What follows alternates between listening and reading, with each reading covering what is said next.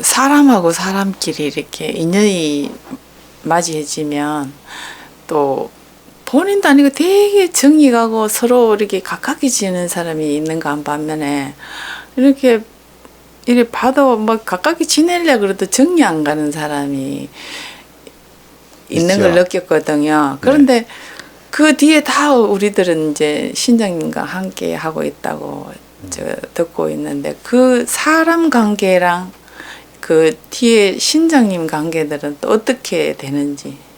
다 이유가 있습니다. 다 연관이 있고요. 그리고 우리가 그 10명의 사람이 있다면 나를 좋아하는 사람이 3명이 있고요. 나를 좋아할까 말까 하는 사람이 3명이 있고 또 나를 썩 탐탁치 않게 생각하는 사람이 3사람이 있습니다. 나머지 1사람이야. 그 때에 따라 꼭 변하는 것이죠.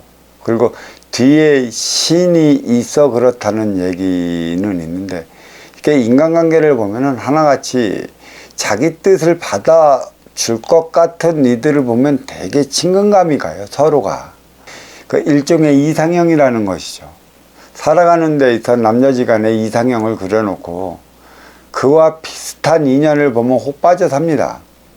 왜 그런가 하면 내 삶에 무언가 도움이 될 것 같고 너로 인해 내가 힘을 얻어 나의 삶을 살아갈 것 같은 일을 그려 놓은 게 이상형인 것이죠. 근데 그 이상형은 나의 이상형이지 너의 이상형이 아닌 것입니다.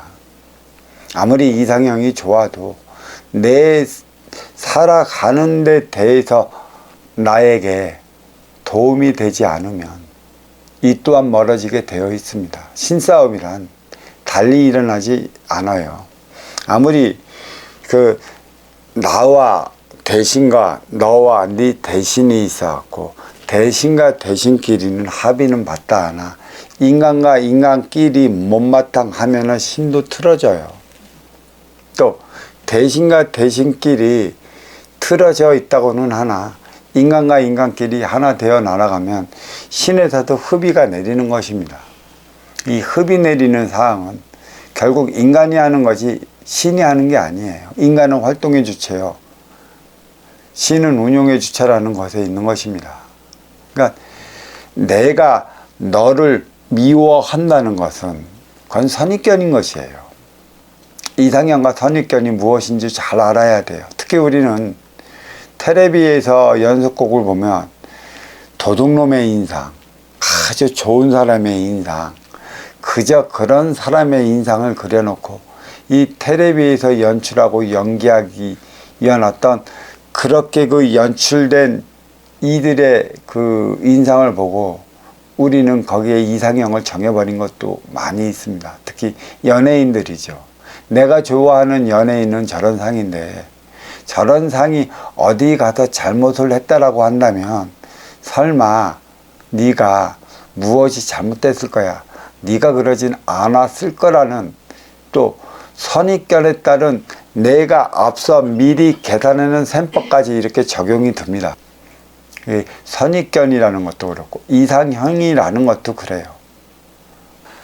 이 연예인들이 주어지는 이상형, 그건 겉으로 드러내는 이상형인데 이제 그들은 자기가 그 인기 대열에 올라서기 이전에 인성이라도 함양을 했으면 그다지 큰 문제가 안 했는데 남 앞에서만 잘 보이려 하는 어떤 그런 연극만 하다 보니까 동정과 같이 보이지 않는 이면에서는 자기 본성이 다 드러나게 되어 있고 그로 인해 그 크게 실망을 하는 것입니다. 그 이 선입견이 또 뭐가 무서운가 하면 내가 싫어하고 나에게 썩 좋지 않은 이미지로 다가온 그런 일들이 진짜 그이가 자기가 잘못해서 잘못을 저지른 게 아니라 상대로 인해 잘못된 그런 상황이 벌어지면 되려 그를 뭐라 하고 또 네가 잘못했다고 하는 거랑 똑같아요. 그래서 인간관계가 그만큼 중요한 것입니다. 내가 좋아하느니 나를 좋아할 것 같으니 나를 싫어할 것 같으니가 있어요. 근데 우리는 무엇이 문제냐면 맨 처음에 만나서 좋아 죽을 것 같은 이와도 나중에 시간이 흐르면 등지고 살아갑니다. 왜 등지고 살아갈까요? 누가 먼저 좋아하고 박수 쳤을까요? 나일까요? 아니면 상대방일까요? 우리는 여기서 분별을 잘해봐야 하는 것입니다.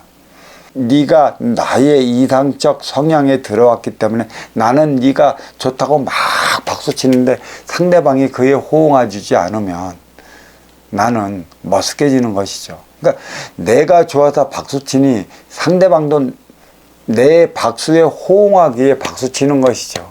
내가 좋아서 박수 칠까요? 이 착각하지 말아야 하는 것입니다. 상대방이 박수 쳐주니까 좋다고 나도 상대방의 치는 박수에 호응하는 것이죠. 그리고 나는 네가 좋다는데 상대방이 나는 네가 싫어 그럴까요? 상대방이 좋다면 나도 좋다라고 하는 것이지, 그게 결국 너와 내가 내 뜻이 맞는지는 모르는 것입니다. 우리는 이런 착각 속에 살아가고 있어요. 나를 싫어할 것 같은 이도 크게 다르지 않습니다. 내 선입견에서 그러는 것이지, 그럴 수밖에 없는 너의 입장을 안다면 과연 그런 말이 나올까요? 물론 분명히 있습니다. 나를 아주 좋아서 따라오느니, 따라올 듯 말 듯 하느니, 그냥 따라오지 않느니, 결국 나하기 나름인 것입니다. 관계가 소홀해지는 이유는 다른 데 있지 않아요. 내 뜻대로 해보려 한다면 너와 나는 다툼이 있는 것이고요. 결국은 뭐냐면 내가 그려놓은 이상형은, 그러한 이상형들이 우리는 어디에서 비치냐면 다 연예인들인 것이죠. 결국은 그 내가 그려놓은 이상형의 연예인의 성품이 잘 됐다면 나는 실망할 일이 없습니다. 왜 내가 좋아하는 연예인들이 잘못하면 우리 팬들은 울고불고 할까요? 인간관계는 똑같습니다. 내가 좋아했지 네가 좋아한 것이냐는 것이에요. 내가 좋아하면 좋아한 만큼의 내 안에서만 그 감정을 가지고 있으면 되는 것인데, 나중에는 서로가 관계가 소원해지면 이런 소리를 해주죠. 나는 너를 참 좋아했는데 너는 왜 나를 좋아하지 않느냐는 식으로 우리는 되물어보는 경향이 되게 많이 있습니다. 좋아했다면 무엇을 해줬느냐는 얘기예요. 좋아했다면 내가 좋아하기 위해 사실은 먼저 줘야 되는 것입니다. 내가 좋아를 했는데 상대방이 나를 좋아하지 않으면 그 무엇도 주지 않습니다. 이처럼 너와 나의 관계에 있어서 그 내가 좋아하는 이가 있다면, 내 곁에 두려하려 한다면 내가 먼저 줘야 하는 것이죠. 그게 이로운 것입니다. 그 이로움의 에너지가 있어야 하는 것인데, 우리는 그 이롭지 못하면 시간이 지나가고 또 한번 부딪히게 되면 우리는 그 소리를 해대죠. 내가 너를 위해 무엇을 어떻게 했는데라는 소리를 해대게 되어 있습니다. 먼저 줘야 하는 것이에요. 좋아하는 이가 내 뜻대로 하려 하지 말고 그렇게 다가온, 또 내가 좋아하는 이의 뜻이 무엇인가, 그 뜻을 먼저 받아주려 나가야 하는 것이죠. 그러니까 내가 싫어하는 이가 다가온다, 그러한 상을 가지고 온 이가 다가온다라면 우리는 벌써 말도 안 하려 하는 것이고 거리부터 두며 생활하려 하는 것이죠. 내 뜻을 관철시키려기는커녕 네 뜻 받아주기나 어찌 하겠습니까? 거기에서부터 모순은 빚어지고 있는 것입니다. 그가 무엇을 잘못했는데, 네가 그려놓은 그 안 좋고 썩 좋지 않은 그러한 이미지라는 이유 하나만으로 그에 다가서는 데부터 내 셈법을 들이밀기 때문에 썩 좋은 관계를 이루어 나가지 못합니다. 그러다가 그가 나를 위해 뭔가 이로움을 주고 또 내가 그로움의 이로움을 받았다면 우리는 그때서 한다는 소리가 있죠. 네가 이러한 사람인 줄 몰랐다고, 네 내면에 이런 면이 있는 줄 몰랐다고, 그제서나 우리는 그를 달리 봐요. 그가 그런 행위 한다면 그 이면을 알겠습니까? 내가 먼저 그러한 일도 네가 하는 소리가 무엇이고 네가 하는 행위가 무엇이며 또한 네 소리에 귀 기울여 준다면 그게 그에게 이로움이라 그 또한 나에게 이로움을 주는 겁니다. 내가 만드는 것이 신이 만드는 게 아니에요. 아무리 나쁜 사이도 너와 내가 하나 되고자 노력한다면 신은 흡의를 보는 것이고요.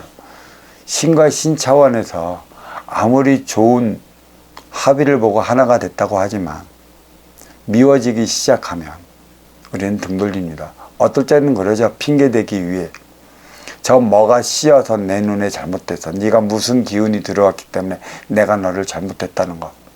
물론 그럴 수도 있습니다만 내가 나의 그 생각을 잡아나가고 내가 나의 인성을 잡아나간다면 일단 기본적으로서 너를 위한 행위에 최선을 다해 나가는 것이지 기운이 들어와서 그렇다 뭐가 들어와서 그렇다 뭐 때문에 그렇다는 거 핑계는 되지 않습니다.